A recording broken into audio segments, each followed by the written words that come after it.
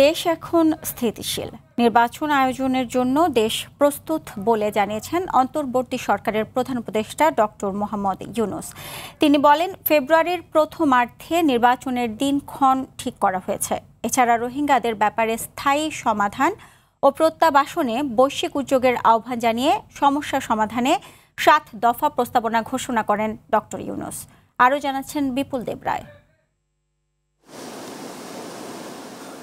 রোহিঙ্গা সংকটের টেকসই সমাধানে আন্তর্জাতিক সহযোগিতা জোরদার করার লক্ষ্যে রবিবার থেকে কক্সবাজারে 3 দিনের এই সম্মেলনের আয়োজন করা হয়।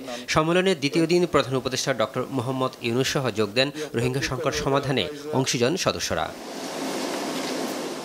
প্রধান উপদেষ্টা বলেন, রাজনৈতিক ইতিহাসে আরেকটি রূপান্তরের জন্য প্রস্তুত বাংলাদেশ। নির্বাচন আয়োজন করার মতো দেশ যথেষ্ট প্রস্তুত এবং স্থিতিশীল অবস্থায় এসেছে। দেশ এখন স্থিতিশীল, নির্বাচন আয়োজনের জন্য অন্তর্বর্তী সরকার ফেব্রুয়ারির প্রথমার্ধে নির্বাচনের দিনক্ষণ ঠিক করা হয়েছে। রাজনৈতিক ইতিহাসে আরেকটি রূপান্তরের জন্য প্রস্তুত বাংলাদেশ। রোহিঙ্গাদের জাতিগত নির্মূলের ভয়াবহ পরিকল্পনা বাস্তবায়ন থেকে সশস্ত্র ঘাতকদের থামানো নৈতিক দায়িত্ব জানিয়ে প্রধান উপদেষ্টা আরও বলেন, মিয়ানমার সরকার ও আরাকান আর্মিকে নিশ্চিত করতে হবে যাতে আর কোনো রোহিঙ্গা বাংলাদেশে প্রবেশ না করে। Bangladesh opens its border to the Rohingya in a humanitarian gesture to save their lives despite resource and capacity constraints. মানবিক দিক বিবেচনা করে রোহিঙ্গাদের আশ্রয় দিয়েছিল বাংলাদেশ।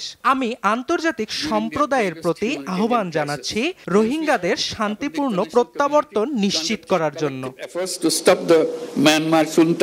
সম্মেলনে প্রধান উপদেষ্টা কক্সবাজারের রোহিঙ্গা সংলাপে প্রত্যাবাসন নিয়ে 7 দফা প্রস্তাব করেন। এই সময় তিনি রোহিঙ্গাদের নিজ দেশে ফেরাতে বৈশ্বিক উদ্যোগের আহ্বান জানান।